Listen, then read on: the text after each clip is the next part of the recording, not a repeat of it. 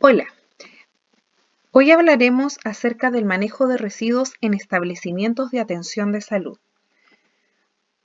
Para comenzar, es muy importante tener claro algunos conceptos, como por ejemplo, ¿qué se entiende por manejo de residuos? Es el conjunto de operaciones a las que se someten los residuos luego de su generación. Es decir, los residuos son generados, inmediatamente segregados, se almacenan en el trabajo sucio, se recolectan por las rutas internas establecidas, se trasladan a la sala de reas ubicada en el piso -1, desde allí lo retira transporte y lo lleva a planta para su tratamiento y posterior disposición final. ¿Por qué es necesario tener un correcto manejo de residuos? Porque presentan riesgo de diversa índole para toda persona que esté expuesta a ellos en cualquier etapa de su utilización y manejo. Nos exponemos a agentes patógenos, nos pueden producir lesiones cortopunzantes, nos exponemos a sustancias reactivas, inflamables, corrosivas y tóxicas, producen daño al medio ambiente y el riesgo aumenta cuando los residuos se mezclan. Para entrar un poco más en materia, el manejo de residuos especiales en Chile está regulado por el Decreto Supremo número 6, que es el Reglamento sobre el manejo de residuos de establecimientos de atención de salud. Su sigla es REAS. El REAS divide a los residuos especiales en 4 categorías: residuos peligrosos, residuos radioactivos de baja intensidad, residuos especiales, residuos asimilables a domiciliarios. Los residuos radioactivos de baja intensidad son aquellos que contienen o están contaminados por sustancias radiactivas cuya actividad específica, luego de su almacenamiento, ha alcanzado un nivel inferior a 74 becquereles por gramo o a 2 milésimas de micromercurio por gramo. Los residuos especiales son aquellos residuos generados en establecimientos de atención de salud sospechosos de contener agentes patógenos en concentración o cantidades suficientes para causar una enfermedad a un huésped susceptible. Los residuos especiales se clasifican en cultivos y muestras almacenadas, residuos patológicos, sangre y productos derivados, cortopunzantes y residuos animales. El color que los identifica es el amarillo. Los cultivos y muestras almacenadas tenemos a residuos de la producción de material biológico, vacuna de virus vivos, mecanismo para transferir, inocular o mezclar cultivos, residuos de cultivos, muestras almacenadas de agentes infecciosos, cultivos de laboratorios médicos y patológicos. Estos residuos son depositados en contenedores de 25 litros de color amarillo y posteriormente son trasladados a la sala de trabajo sucio. Los residuos patológicos, aquí tenemos los restos biológicos, tejidos, órganos, partes del cuerpo que hayan sido removidos de seres o restos humanos. En los residuos sangre y productos derivados contaminados tenemos el plasma, suero y demás componentes sanguíneos, gasas y algodones contaminados con estos, otros residuos contaminados con sangre y fluidos. Residuos cortopunzantes. Aquí encontramos las agujas, pipetas Pasteur, bisturí, en general todos los elementos que puedan producir cortes o punción que se encuentren contaminados con sangre y fluidos. No así una taza quebrada, un vaso quebrado, solamente elementos que se encuentren contaminados con sangre o fluidos, o también instrumental médico que deba ser eliminado por caducidad u otro motivo. Residuos animales. Cadáveres o partes de animales y sus camas que estuvieron expuestos a agentes infecciosos durante un proceso de investigación, producción de material biológico o la evaluación de fármacos. En general, las exigencias del REAS establecen que los residuos deben ser segregados correctamente al momento de su generación. Deben estar en contenedores de acuerdo al color establecido en el REAS. Cada zona o servicio de generación debe contar con una cantidad suficiente de contenedores. Siempre el llenado de bolsas y contenedores es a 3/4 partes de su capacidad. La manipulación de todos los residuos se debe realizar en condiciones que el personal de aseo y de residuos no tome en contacto directo con ellos. En todos nuestros contenedores ustedes van a encontrar una línea tal como muestra la imagen que indica el llenado máximo. Así también el retiro de la bolsa tiene que quedar con un espacio para que se pueda manipular la bolsa. Los residuos peligrosos son aquellos que presentan una o más características de peligrosidad y están definidas en el Decreto Supremo 148. El Decreto Supremo 148 es el que aprueba el Reglamento Sanitario sobre el manejo de residuos peligrosos en Chile. Y tal como mencionamos anteriormente, siempre van a presentar al menos una de las siguientes condiciones. Pueden ser corrosivos, inflamables, reactivos y tóxicos. Los residuos corrosivos son sustancias que generan procesos de carácter químico causado por determinadas sustancias que desgastan a los sólidos o pueden producir lesiones graves a los tejidos vivos. Ejemplo, mercurio, amalgamas, ácido nítrico, sulfúrico, acético, etc. Los residuos inflamables son sustancias con la capacidad de iniciar combustión provocada por la elevación local de la temperatura. Ese fenómeno se transforma en combustión cuando se alcanza la temperatura de inflamación. Ejemplo, acetona, alcohol, etanol, formaldehído, parafina, inhaladores. Los residuos reactivos tienen el potencial para reaccionar químicamente liberando en forma violenta energía y o compuestos nocivos, ya sea por descomposición o por combinación con otras sustancias, como por ejemplo los peróxidos, cianuro, éter. Los residuos tóxicos son sustancias con la capacidad de ser letales en baja concentración o de producir efectos tóxicos acumulativos, carcinogénicos, mutagénicos o teratogénicos. Es decir, nos pueden producir cáncer, puede mutar el ADN de nuestras células o bien, en el caso de la mujer y de estar embarazada, puede producir mutaciones del feto. Los residuos tóxicos agudos son letales en bajas dosis. Los residuos tóxicos crónicos son aquellos que nos producen efectos acumulativos carcinogénicos, teratogénicos o mutagénicos. Y los residuos tóxicos extrínsecos, su eliminación puede dar origen a una o más sustancias tóxicas agudas o tóxicas crónicas. Ejemplo de un residuo tóxico agudo es la epinefrina, de un residuo tóxico crónico, los citotóxicos o citostáticos, y ejemplo de los residuos tóxicos extrínsecos son los tubos fluorescentes. ¿Cómo vamos a segregar los residuos tóxicos que sean cortopunzantes?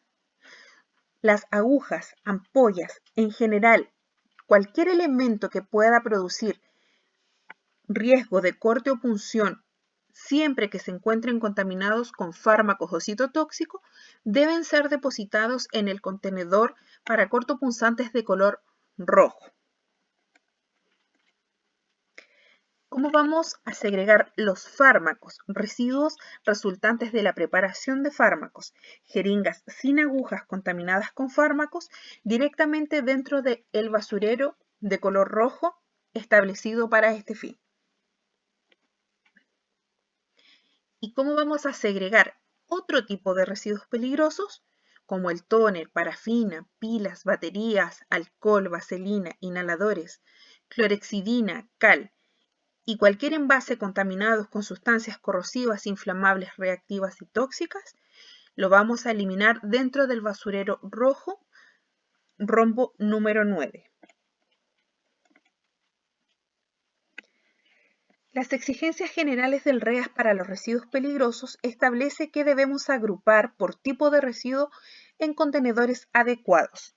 Se debe mantener debidamente sellados y rotulados. Se permite un máximo de 6 meses de acopio. También el llenado de bolsas y contenedores es a 3/4 partes de su capacidad. La bolsa siempre debe quedar con un moño para ser tomada y manipulada por este. Y la manipulación de todos los residuos se debe realizar en condiciones que el personal de aseo y residuo no tomen contacto directo con ellos. Insumos. Aquí es muy importante señalar que el uso de bolsas y contenedores es exclusivo para el almacenamiento de residuos. Tal como muestra la imagen, los contenedores de cortopunzantes están disponibles en color amarillo y rojo. También existen de diferentes tamaños de acuerdo a la unidad que requiera su uso. Se cuenta con bidones para el almacenamiento de residuos peligrosos líquidos y también estas son las bolsas con las que se trabaja dentro del servicio. Cada una indica el tratamiento que va a recibir el residuo. Por ejemplo, los residuos patológicos son eliminados a través de la incineración. Los cortopunzantes, cultivos y muestras y cualquier residuo contaminado con sangre van al autoclave. Los fármacos vencidos, citostáticos, citotóxicos, ampollas de fármaco, también son incinerados y se deben almacenar en una bolsa exclusiva para ello. Y los residuos peligrosos van directo al relleno de seguridad. Prohibiciones del uso de insumos. Se prohíbe el uso de insumos para almacenar escudos faciales. Se prohíbe el uso de bolsas para almacenar instrumental médico que deba ser trasladado a esterilización. Se prohíbe eliminar en las bolsas orina y excremento. Estos residuos deben ser eliminados a través del alcantarillado. Se prohíbe eliminar en las bolsas residuos líquidos sin estar contenidos previamente en canister o eliminar canister abiertos. Se prohíbe el uso de contenedores para guardar cualquier otro elemento que no sean residuos. Y finalmente se prohíbe depositar residuos sueltos en los contenedores de 110 litros que se encuentran ubicadas en la sala de trabajo sucio. ¿Qué servicios intervienen en el retiro de residuos?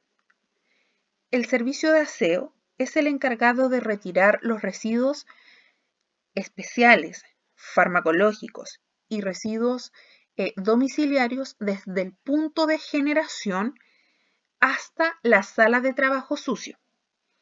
Desde allí tiene participación el servicio de residuos, quien recolecta de las salas de trabajo sucio y lleva a las salas de reas ubicadas en el piso -1. Asimismo, el servicio de residuos es el encargado de retirar los residuos peligrosos de forma directa desde el punto de generación.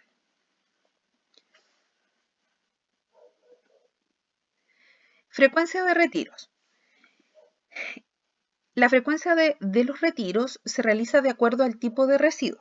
Residuos peligrosos se realiza bajo requerimiento SIC de 14 a 17:30 horas.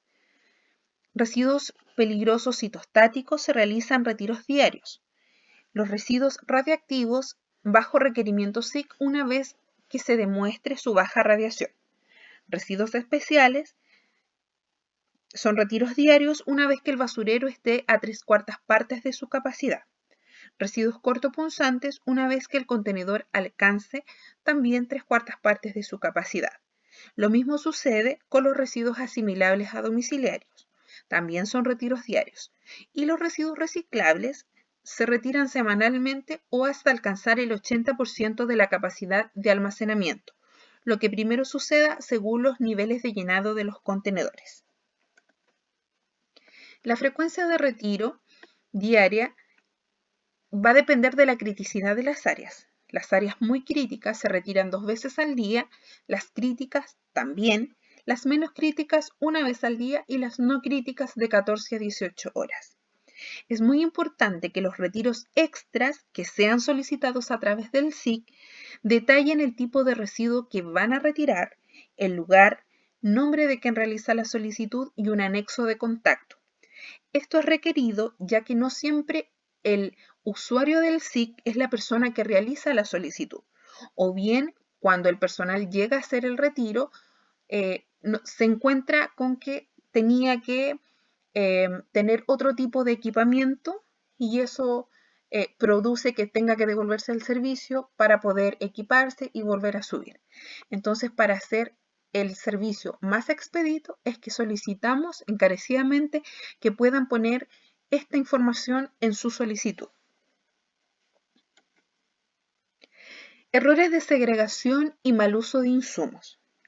Cada vez que ocurre un error en la segregación de los residuos, existe un riesgo de no dar el tratamiento adecuado y el mal uso de insumos fomenta las emisiones de contaminantes al medio ambiente y afecta la disponibilidad del insumo.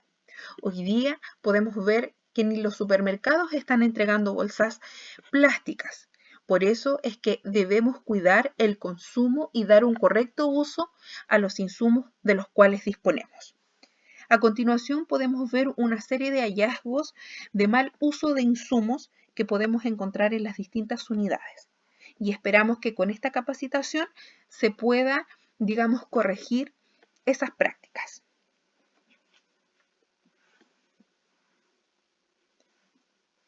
Es constante encontrar contenedores siendo utilizados para almacenar cualquier otro tipo de residuos, cualquier otro tipo de elementos que no necesariamente son residuos. Se utiliza mucho para trasladar insumos o instrumental médico a esterilización. Eso tampoco debe de suceder.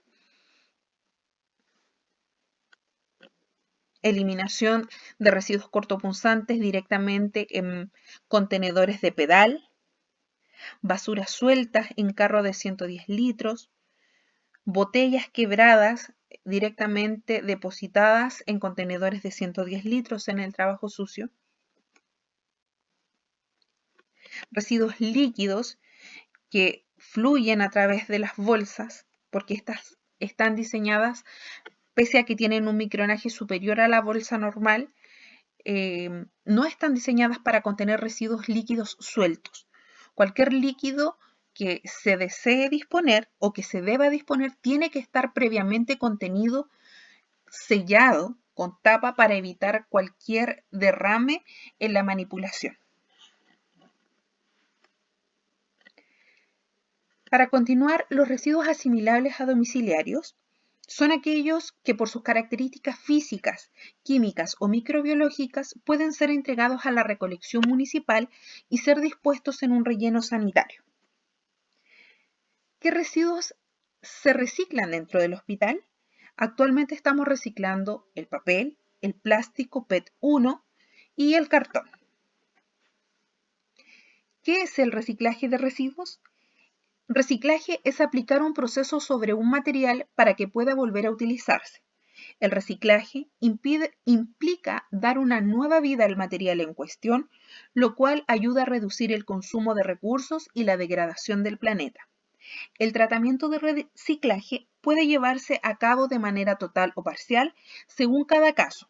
Con algunos materiales es posible obtener una nueva materia prima o una materia prima, mientras que con otros se permite generar un nuevo producto. ¿Cómo reciclar el papel? Primero que todo debemos verificar que el papel esté libre de materia orgánica, láminas plásticas, clip, corchetes o esté manchado con aceite. Debemos apilarlo y disponer en la caja o contenedor correspondiente. El archivador o las fundas no son reciclables. Por lo tanto, si vamos a reciclar este tipo de residuos, debemos hacerlo de esta forma porque de lo contrario va a ser difícil la reutilización de este material. ¿Qué papel no se puede reciclar? El papel higiénico o sanitario, el papel encerado o con parafina, papel o cartón con grasa, papel de autocopiado, papel térmico, de fax o papel fotográfico. ¿Cómo vamos a reciclar las botellas PET? Primero que todo vamos a verificar que sea PET número 1. Vamos a lavar el envase antes de reciclar para poder retirar cualquier residuo de su contenido anterior. Vamos a quitar el exceso de agua, reducimos su volumen aplastando con el pie y depositamos dentro del contenedor correspondiente. ¿Cómo reciclar cartón? Vamos a verificar que el cartón esté libre de materia orgánica, de bolsas plásticas, basura. Lo vamos a desarmar y lo vamos a apilar en lugar destinado para este. En este caso se puede dejar desarmado en las salas de trabajo sucio, de donde el personal de residuos pasará haciendo retiro y llevará al área correspondiente. Espero que haya clarificado algunas dudas que ustedes puedan tener y que sea de mucha utilidad. Por su atención, muchas gracias.